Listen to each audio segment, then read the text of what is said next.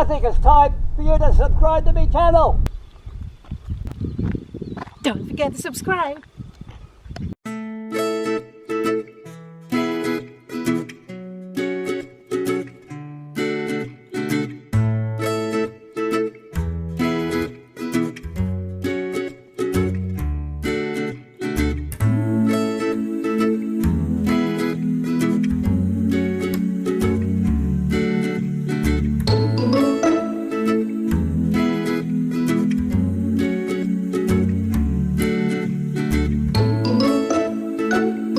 Hi guys, thanks for tuning into the channel today. I'm back out here today on the KTM 390 Adventure, back in the same area I tested it before, and today I've got the 14 tooth sprocket on. So we're back in this area here. The only thing that differs compared to last time I was out here, it's actually rained a bit since then, so I'm going to run this bike through this section here, back up through that scrub. That's where I hunted up that fox going back 3 or 4 weeks back. So we're going to head up through there. Like I said, it's a bit of a wet track now. Let's have a look around here at this bike. Might zoom in and give you a bit better look at it before we head off.